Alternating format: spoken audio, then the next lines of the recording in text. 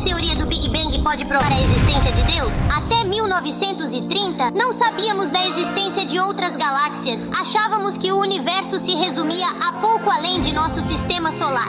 Até que um astrônomo chamado Edwin Hubble usou o maior telescópio de sua época e conseguiu observar Andrômeda. Foi aí que a humanidade descobriu a existência de outras galáxias. Quando medimos galáxias, usamos um método chamado espectroscopia. Medimos a distância usando os diferentes comprimentos de ondas eletromagnéticas da luz emitida pelas galáxias. A luz entra no telescópio e é quebrada por um prisma que reparte a luz em diversos comprimentos de onda, que são as cores. Esse é o espectro da luz visível. Ao medir a luz se propagando como onda eletromagnética, podemos usar um efeito que funciona da mesma forma com ondas sonoras para medir distâncias.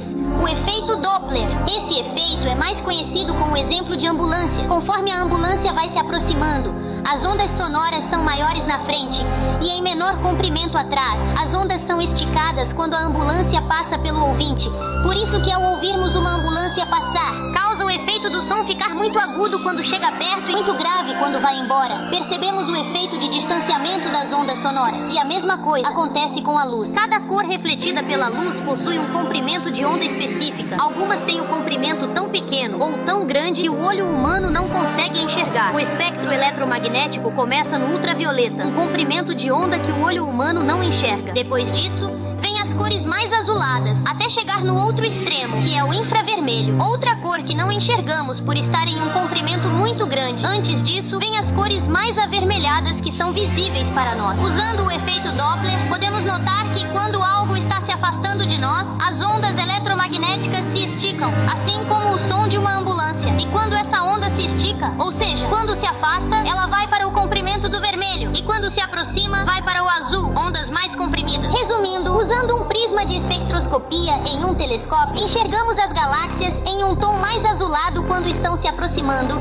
e mais avermelhadas quando estão se afastando. Quando Hubble fez um gráfico de todas as galáxias que ele mediu por espectroscopia, ele percebeu que quanto mais distante a galáxia estava, mais para o vermelho do espectro ela ficava, ou seja, mais se afastava. E quanto mais perto, mais azuladas ficavam, ou seja, mais se aproximavam de nós. Quando ele observou o grupo de galáxias que estavam no desvio para o vermelho, começou a ver galáxias cada vez mais distantes e descobriu algo que está em todo o modelo cosmológico atual, uma força que rege todo o nosso universo, a energia escura. Quanto mais distante a galáxia está, maior é o desvio para o vermelho. Quanto mais próximo, maior o desvio para o azul. Essa regra no gráfico criou uma reta perfeita, o que significa que uma nova constante acabava de ser descoberta, a constante de Hubble. Essa constante é o que mede a taxa de expansão do universo, uma constante que Einstein havia teorizado anos antes, que chamou essa constante de constante cosmológica, mas descartou a ideia por não ter como comprovar. Mas até mesmo quando Einstein achava que estava errado,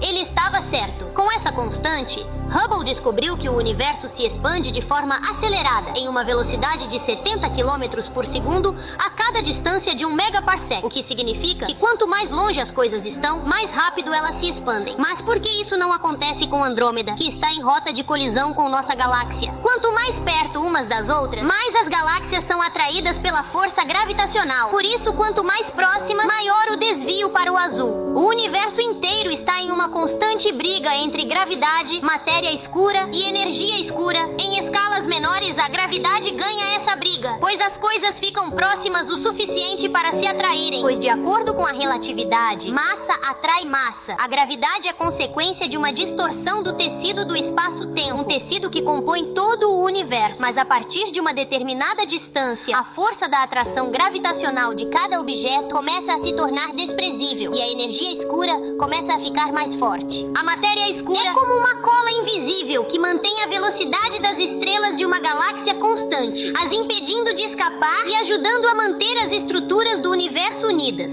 Entro em mais detalhes nesse vídeo. Já a energia escura é a força misteriosa responsável por acelerar a velocidade de expansão do universo, uma força que só pode ser percebida em escalas muito distantes, entre os aglomerados de galáxias, por exemplo. A descoberta de Hubble está em total acordo com a relatividade e ajudou a criar todo o modelo cosmológico que temos hoje. Anos mais tarde, um padre que quis resolver das equações que Einstein havia deixado em aberto, em específico a constante cosmológica. A relatividade tem a propriedade matemática de ser simétrica no tempo, o que significa que podemos usar qualquer solução das equações e calcular como se o tempo fosse para trás ao invés de ir para frente. O padre Georges Lemaitre usou dessa propriedade para retroceder toda a taxa de expansão do universo através de cálculos usando a constante cosmológica. Descobriu que houve um tempo em que todo o universo estava todo reunido em um único ponto, uma singularidade, que é uma anomalia onde o volume tende a zero e a massa tende ao infinito. E só existia uma possibilidade para aquele ponto menor, um átomo se tornar o universo que conhecemos hoje, uma expansão.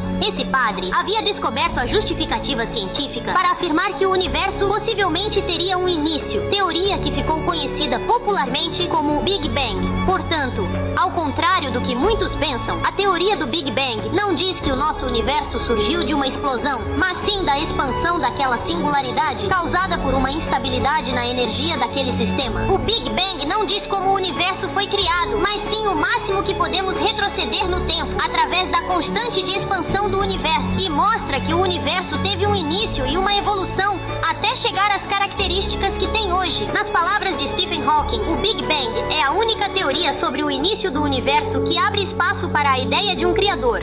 Além disso, é a teoria que mais se tem evidências até o dia de hoje.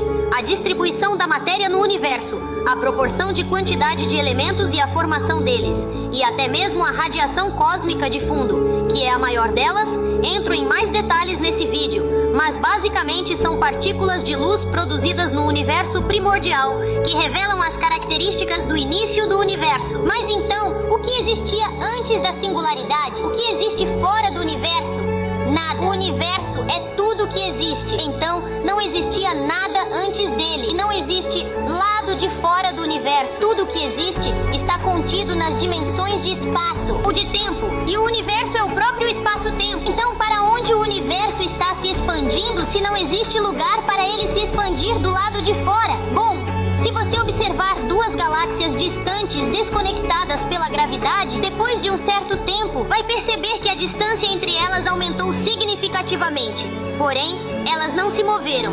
Como isso é possível? Esse distanciamento foi apenas mais espaço sendo adicionado entre elas. É assim que o universo se expande. Logo, não existe uma parede que divide o universo. Ele não está se expandindo para algum lugar. A expansão do universo é a criação do próprio espaço dentro dele. É o universo criando mais dele mesmo. Portanto, o universo não está se expandindo para nenhum lugar, pois ele é todo o espaço que existe, e não tem como existir algo fora do espaço-tempo. E o que existia antes do nosso universo virar uma singularidade que se expandiu? Como nada existia antes do espaço ou do tempo, a física atual não tem essa resposta. Talvez nunca teremos. Mas algumas pessoas gostam de acreditar que existia uma entidade atemporal por não depender do tempo e onipresente por não depender do espaço, e que essa entidade foi responsável pelo primeiro movimento, a causa primeira, que mantém nosso universo em constante movimento até os dias de hoje.